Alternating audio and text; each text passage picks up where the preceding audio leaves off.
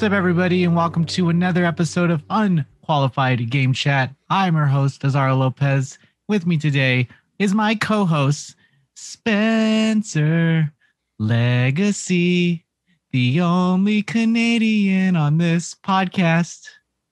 It's true. So true. So true. I am the only Canadian on this podcast. And you know what? It's a niche that I'm willing to fill, you know? Yeah, Spencer, we need to celebrate something real quick. Do we? We put out a call to arms, if you will. Now, follow me.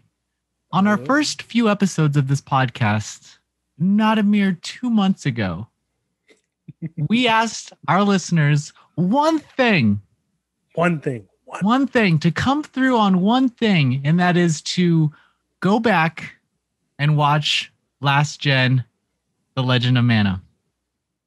And guess what? 2 months later, they came through. Sons of bitches did it. Those crazy bastards. The crazy bastards did it. You did it. It took you 2 months. That's kind of long, but you did it anyway. You know, it took a while for Grandmama to open up the app and check the YouTube because they were sending it to everybody. Yeah, they were. And you know what? The grandmas got us those views. The grandmas got Magna Carta. Yeah, so we asked our listeners to watch Last Gen Legend of Mana, a show that Spencer and I created together to one, get through my backlog of games. True. Two, teach ourselves more about games that we don't know about and want to know more about. Always open to learn. And I forgot what I was counting down. So. And three, to teach you dang listeners a thing or two. We got to teach you about these good games. Because, if you don't know about it, you do now. Yeah. So it's more of like a history piece where we go through old interviews and facts about the game and share it with you. I also get to record footage of it, and I have a lot of fancy HD converter shit, so I get to use that. He was going over it before the show. There's a lot of HDMIs running through that desk. It's probably overkill, but whatever. Gets the job done. And so we put out Magna Carta, and guess what? What? One day, 1,200 plays. Oh, 24 hours, you guys. Now that's more like it. That's what we were wanting. That's what we wanted from Legend of Mana. But I did not. I was hurt. I was like, even. I didn't want to. I was like, well, fuck. Spencer and I spent all this time putting these 5-6 episodes together, and 200 plays. It hurt. It hurt deep in. It wasn't the plays that got me, because we release content whether or not it gets X amount of plays. It's just that I wanted this to be our flagship type of thing, and it is a passion project, if you will. Yeah. I'll put out stuff that doesn't get a lot of plays, but not this. Not this. This meant something to me. And I'm glad that Magna Carta pulled through. And so go watch it. Last Gen Magna Carta. It's up right now. Go watch it. And get it to 2,000. Why not? Sure. And get I won't post the next episode until Magna Carta hits 5K episodes. And let me tell you, you are gonna want episode 3. You want it. Oh, it is. You're gonna be begging for it. You need episode 3. Let me tell you what, because it is just so hot. It is so hot. So, okay. Spencer, as you know, this podcast is recorded every week and posted to podcast services on Thursdays. Every Thursday. Your YouTubes, your iTunes. Please subscribe to us on the iTunes and stuff and leave us a rating. It just please. It just helps us out a little bit. You don't have to really like us. Just a little endorphin rush. Yeah, just 5 stars. Yes. Just click it. It's not gonna. It's just a click. Even 1 stars. gives us a negative endorphin. We're like, that's horrible. But whoa. Keep it 5 stars. But definitely go for 5 stars. Yeah. Like at least 4.5. My finger slipped. Went to 1 star. We will assume all 1 stars are finger slips. Thank you. That's what happens when people unfollow us from Twitter. I just imagine that they're just bots that got banned. What? These bots are just getting banned. That's all it could be. It can't be my tweets. It can't. Yeah. What, you don't like these news articles about anime waifus getting games? You should know what you signed up for. Spencer, let me know what you're playing. I've been playing new Pokémon Snap. That's the shutter sound. You were close. Welcome back. The classic quotes. Excellent. No, he says wonderful. That's what Professor Oak says. You wish that all of those sounds were back in your life? I do. I love new Pokemon Snap. My one issue, other than that you can only submit 1 photo at a time, which makes star rankings kind of hard. It was stupid. That was the stupidest thing I've ever. Oh, that's what made it suck. That's my biggest problem with the game. But the other problem is that it has less of a quirky tone than the original Snap. The original Snap's music was weird, but it was great. And the weird 2D Professor Oak ranking you and having weird voice clips, there's something very strange about that, but it fits. So I kind of miss the quirk. But at the same time, mechanically, it's like improved in every way. Like there's so many more levels, there's so much more content, so many more Pokemon. They're all what I love about Pokemon Snap and a lot of the side games is that you can see Pokemon acting like animals instead of just being units. It's like, oh, these Pokemon are picking fights with each other. They're doing funny stuff. They're just hanging out on a tree. It's like, yeah, that's what it's all about. That's fun. So I've really been enjoying taking all these photos, and another endorphin rush comes from uploading them in the online mode, getting those sweet medals, and you're like, ooh, I got 200 sweet medals. Yeah, 200 people liked my photos. That's more people than I know. And it's a good feeling. But overall, like I'm really enjoying new Pokemon Snap, and I'm surprised how much content there is, because the original game, I was a Sega kid, so I would go over to cousins' houses on holidays and stuff, and they would have an N64, and I'd play Puzzle League and Snap. And then I bought it on the Wii when I was a kid when it came out there. So I loved Snap, but it was always so short that I would just play it over and over. But then this came out. It has a ton of content, and I'm really happy about that. It's a little repetitive. It is. I wonder if part of that is how we play it as fast as possible to That's review the problem. it. Yeah, no, it's a game that you're supposed to play over months, Yeah. But but how we play games, it's like, oh fuck, I gotta do this 10 times more so I can get these pictures, so I can level up this, so I can see this, see this content. Like you're constantly wanting to progress just to see the extra content because you are reviewing it and you have to see the content. It's like we talked about last week with Nier, where the repetition in Nier would not be nearly as big a problem if I didn't play it 4 times in like 5 days. Much less of a problem. So it's part of it is the reviewer mindset that is the issue. Part of it is sculpted in a very specific way to be like a theme park ride or a safari, and you don't go on theme park rides for like 14 hours in a row. You go on a few rides over a day. And then you spend $20 on a hamburger. Yeah, and then you spend $20 on a hamburger, $10 on water, because it has a cool Mickey Mouse on it. And then you go on rides every hour or so. You don't do like 15 runs of a ride in like an hour. So yeah. Yeah, I just thought it was super cute. Like some of those Pokemon are so adorable. They are. And you'll be like, this is a photo moment. I'm glad I can capture this adorable moment. Yeah. I wonder, like, it makes me wonder. That's why I kind of don't like the online element. It's just that seeing other people get the same shots or similar to the same shots that I got kind of removes me from it and makes me not feel so unique as I did with the N64 version.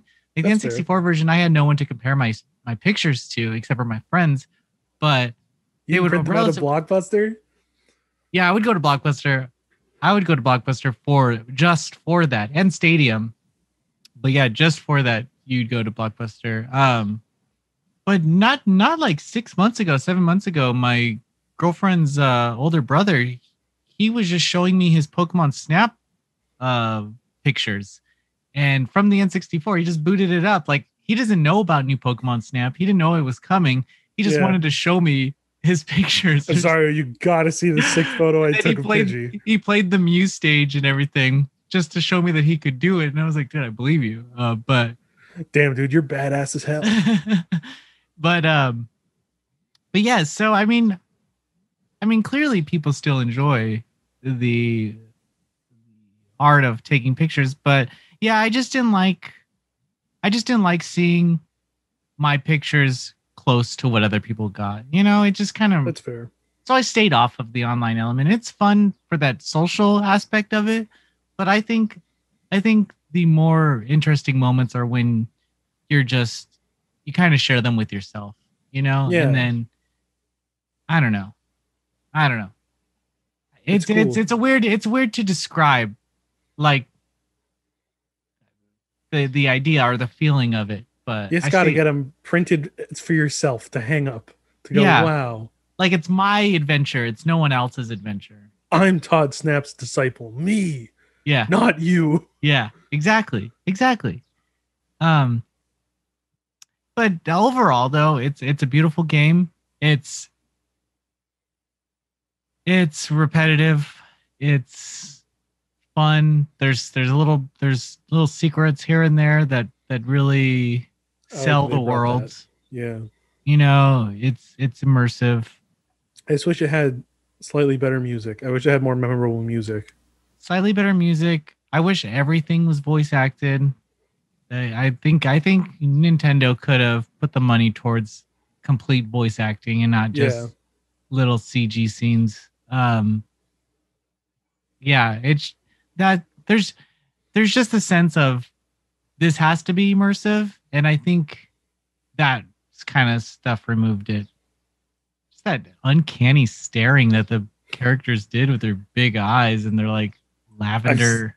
I've probably said this on the show, but I really miss the old Pokemon art style from the first like 2 to 3 generations where everyone had like bigger heads and like it was less anime even though it was anime. Like It was like old manga. It was yeah, like it was like old manga. There's like a yeah. distinct look, and that's most evident when you compare like the art of Todd from Snap to like Todd in the new game, where you're like the Oh yeah, style he's a is like Chad now. yeah, like the style's so different. So Yeah, I do miss the he old fucked a style, like bunch of from bitches. He started doing cocaine with Playboy models and shit. Like because of his dope photos. he, this is his rehabilitation. He's like, I'm back to take more photos. Yeah, yes, He's Chad Todd. Chad Todd. What a Chad. But Uh, yeah, I've been enjoying it overall quite a bit, so I can't complain too much. cool. What have you been playing, Azario? I have been playing a normie ass game called Metro Exodus Enhanced Edition. That doesn't sound Japanese. It doesn't. It's Russian. You Do they know, even make things there? I love a good anime game, guys, but there's something about the Metro series that I just love. Like the narrative is so good. I just like the exploration, the challenge. There's like it's super hard. It's a very difficult game. It's the game that they remove the HUD. You don't have anything but your tools to tell you what to do, and you can completely remove everything on the HUD if you want. Like you won't see anything, even if you try to pull up your menu to switch weapons or something. It won't show you. Hmm. Just for that immersive experience, and I really like it. And another reason why I wanted to play this game is I've never understood RTX ray tracing, whatever the fuck that is. Yeah. Um, People say ray tracing all the time, and I just believe them. Yeah. Look at that. You It's know, like, oh, reflections and yeah, stuff. Yeah. shadow. I've never noticed it, and god damn it, this game is so beautiful, Spencer. Ooh. Oh my god, Spencer. The Yes. light, the way it shines through windows and like bounces and oh my god, it's Is this so. real life? This is, this game came out in 2019 and it fucks Cyberpunk 2077. Oh my god, in every fucking way. Like I said it in my review. My review is posted by the time this posts. I said it. I was like, Cyberpunk 2077 tried to do something like this, but this old ass game just fucks it. Like I didn't say those words exactly. I wish you did. That would have been an incredible review. This game fucks. Yeah, this game fucks. And it's like 4A Games, the developer, is just flexing super hard with this because it's a free update. They're making no money off of this because right now you can get this game for free on Humble Bundle. Wow. As a subscriber, if you're a subscriber to them, you can get it for free, and it comes with the enhanced edition. So once you get it from Humble Bundle as a subscriber, you just upgrade. The caveat of it all, Spencer, let me tell you, is that you need a fucking monster PC to play this game. You need. Oh, I would imagine. The shittiest thing about this game is that you need the RTX 3060 and above pretty much to play it. The problem is that you can't buy them right now. It's just a really bad time for this to release because your player base won't be able to experience it. And it sucks. But Azario could. But I could, and I only tell you why I could, because there was a time around November, August or something where the prices of GPUs went below around 800, 900. And I was like, fuck it, I'll just buy it. I offered 700 for a 3070. And I was like, this guy's never going to accept it because he was asking like 900 for it. And I wake up in the morning, the brother accepted it. And I was like, God damn it. Now I got to pay $700. And I knew I didn't have the money, but I did it anyway. And I ate ramen for a couple weeks, but then the prices shot up. So I was pretty happy. That's a good investment. Yeah, I was pretty happy about that time to buy. So that's the only reason why I was able to play it, to be honest. And I've never pushed my PC to the extent that this game has asked. And I'm really glad that I did. I'm really glad to look forward to this type of experience because they say like Spider-Man Miles Morales has RTX, whatever. And yeah, I could see the shadows and stuff, but that game just looks like the PS4 version. To me, it does. To me, I know it's probably like has smoother transitions, lower load times, but it definitely does. Yeah. It looks like the PS4. I never looked at the PS4 game and was like, fuck, this game's fucking ugly, you know? And then I never did, is what I'm saying. I never looked at the PS4 version and thought that it was ugly. I thought you said that you'd never seen the PS4 version, but no. I was never playing the PS4 version and thought it would look ugly. So when I played the PS5 Miles Morales, I was like, it looks the same. Yeah. Seeing this game convinced me that there's a future in graphic games. I just wonder what it is. I don't know if it's the first person experience that's where it comes from, you know, because third person, you're not there in the world. You're more of a spectator. Yeah. Yeah. I'm also playing Resident Evil, and I guess I could say for this game too, because embargo's over. For this game too, it was developed on PS4, and you can tell. You know, you can tell. And going from Metro to that, and it's so crazy because it's an old game, but it's the lighting that just does wonders to a game, and I'm very excited about the future in gaming. I just like the fact that Metro, made by this 4A games developer, fucks Bethesda in the ass. You know, just I like, thought you were just ending it there. You're like, fucks. no, it fucks Bethesda, Fallout, everything. Like, it's like the better Fallout, and I just love that it just knocks it out of the park. So if you have a beefy computer and if you've played Metro Exodus or own it, you just get that upgrade. It's also on PS5 and Xbox Series X, and that's a free upgrade as well. Nice. Yeah, I don't know if that version's releasing tomorrow too, but whatever. If it is, it is. So that's what I've been playing. But I mentioned Resident Evil, and this is going to go into our topic. This whole first-person survival horror thing that's going on in the world today. And I'll preface this conversation with PT and what that did for survival horror really influenced the direction that Resident Evil went in. Mm-hmm, for sure. Because you play Resident Evil 7 and it is very much PT. It's wild to me how much like a playable teaser changed games. Like, yeah, it's crazy. It's like before I played Resident Evil 8, I replayed Resident Evil 7 just to remember things, and I was like, holy shit, like they ripped off PT like so much. It's like not even, and it works because PT was never a thing, but going from that to Resident Evil 8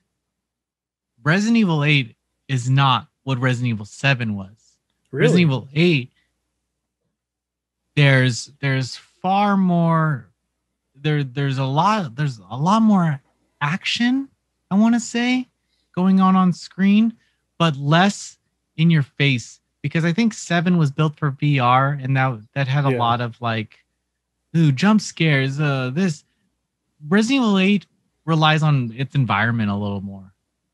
I like that. They really fill that environment up with things to interact with and do, and I think that's the direction that I like survival horror going in, is more environmental, less first person bullshit. I honestly don't really like the first person thing, but I would like to know your ideas on this. The first person is strange. I mean, it's arguably more effective for horror because it's more immersive, like you were saying about Metro, where it's more like you're there, especially when it's someone like Ethan, who at least in 7, I haven't played Village yet, is very much, he's not like a super distinct character. He's a pretty relatable everyman who's just like, oh, he's having a bad day. I'm having a bad day. I've come to save my GF. That's it. And it's like, okay, that's pretty relatable. Most people would be like, oh, I want to help out the person I care about. So it's more immersive in that sense, but at the same time, like, even just Resident Evil has gone through so many changes over time that it's hard to say what's the most effective. Like, the Resident Evil 1 remake is still scary. Like, playing through it with the fixed camera angles and everything, it's still really effective. And then Resident Evil 4 is still like an excellent game that has freaky moments. And then like Resident Evil 7 is entirely different, and it works really well for what it does. So I'm pretty open to variants of this kind of formula in horror, where like I'll try anything once essentially. But when you mix action with it, that's dangerous, because I feel like with the first person angle, if there's too much action, it's very easy to be like, oh, this is like a first person shooter essentially with horror themes, instead of like, oh, this is a first person survival like horror game. So I don't mind the transition personally, and I'm a big survival horror fan, so I can accept it. But I'm interested to see going forward whether they stick with that style for more than just these 2 games, or if they do something new. So I don't know. I'm excited to try Village because it does look really interesting to me. And the environmental storytelling is kind of my bag more so than the jump scares for sure. I think the less scary part is having these enemies that move quickly. Mm-hmm. And I think that's what made the earlier Resident Evils kind of scary, because you were trying to shoot them, but they were still coming at you. Yeah. And you didn't really know if you were shooting them in the head or shooting, you didn't really have that control. And you only had so many resources. Yeah. You only had so much. And they were still walking at you, and it's slow. It's like a Michael Myers type moment where they don't run, it's just a slow burn, and you're like, fuck, you're like counting the seconds, how many shots you can get off. And like, yeah. And that makes the fast enemies even scarier because you're so used to the slow ones that when like a licker shows up, you're like, oh shit.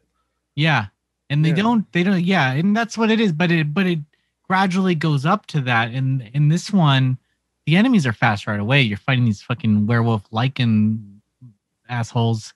And one of the early requests of the game is survive the attack.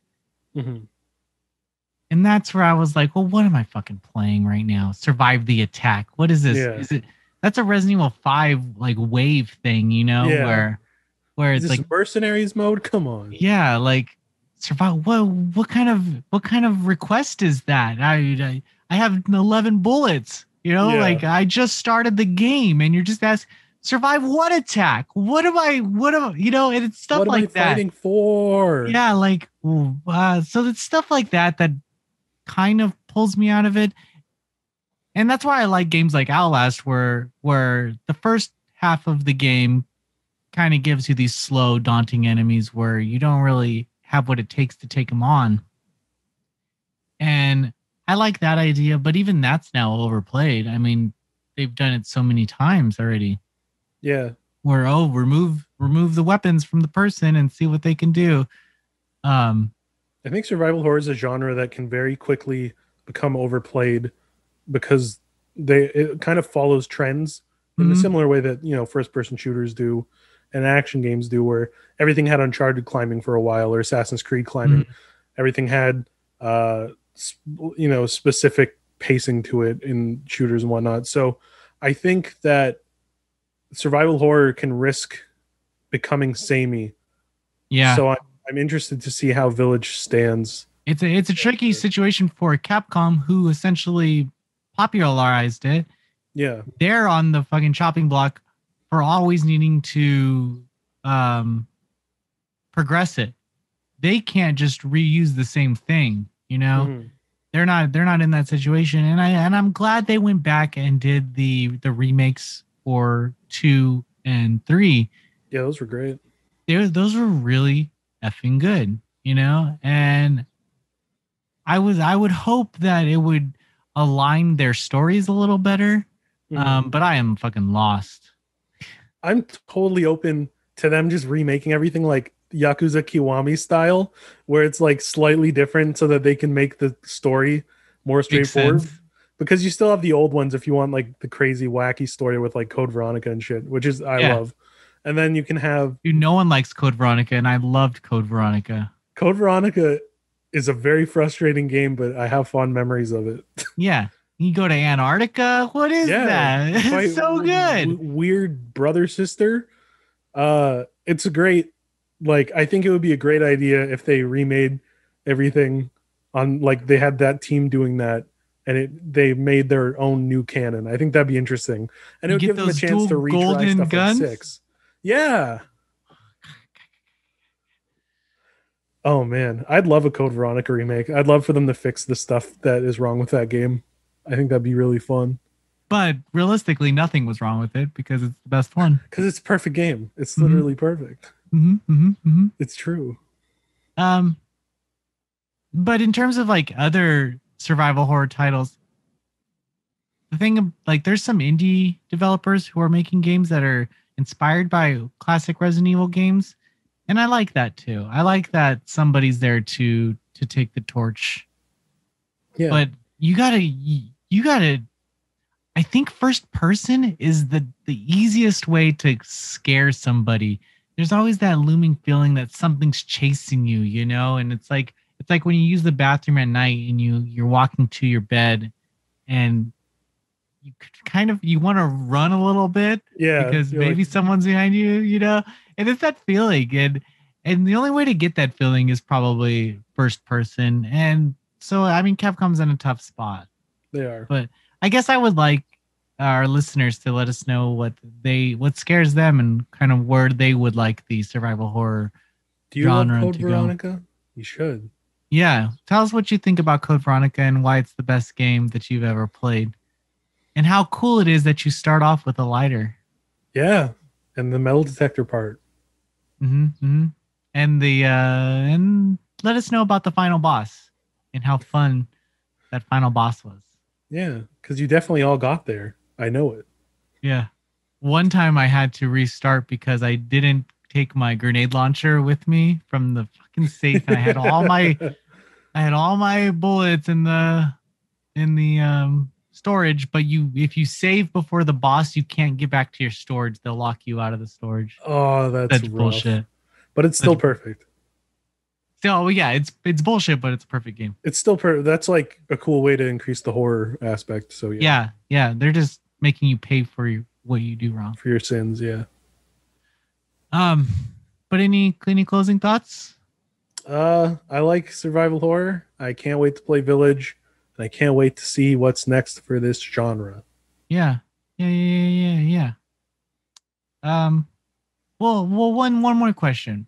Sure. What was your first memory of playing Resident Evil? My neighbor playing one. How old were you? 2. I was probably like 4. And I was like, this is scary. Could we play Digimon World now? And how old were you? Like 4. You're a gamer at 4 years old? I was a gamer at 4 years old. I went to his house and played Digimon World all the time and Spider-Man. Whoa, look at you. I was a gamer as long as I can remember, buddy. What can I say? I had a Nintendo. I had a Nintendo at 4 years old and I would play Mario. That's impressive. We had a Sega Genesis and I would play Aladdin. But this could be a topic of its own. This is gonna be So okay, so you played at your neighbor's house. I went to my cool older neighbor's house and I was like, this is scary. I want to play Digimon World now. And he was like, okay. I think I was probably 7 or 8, and it was Resident Evil 1, and I was at a sleepover at Ricky Grady's house, and doxing you, Ricky, calling you out. It was spelled a weird way. I doubt anybody could find this person, but yeah, and I mean Zara Lopez. It's not I'm the easiest person to find. So they wanted to play Resident Evil, and they put it on the TV, and for some reason we were all terrified. And that first zombie that looks over his shoulder, we all screamed and we turned it off. And that was my first experience with Resident Evil, is how scary that was. And maybe I was feeding off the scares of the people around me and the kids around me, but I wasn't scared. I was the brave one. Well, I think we were overselling it. I feel like we were overselling it, but I was like, I remember being scared, but it might have been mob mentality, you know, you just I wanted them to feel better. Yeah. It was so that was my first experience. So it was probably about 7 or 8. And then I got a PlayStation at 9. I got my first PlayStation. Ace Combat and Crash Bandicoot. Those are my games. Years later, I burnt Resident Evil 3 for my Dreamcast because I was like, I want to play that now. So I burnt it on a CD. I mean, you're a bad boy. You're a bad boy, Spencer. Bad boy Spencer. I own them on the PSN. I'm okay. I'm safe. Well, if you're playing Resident Evil Village, let us know, and we'll talk about Resident Evil Village in the comments. And until next week, have a good one. Bye, everyone. Bye.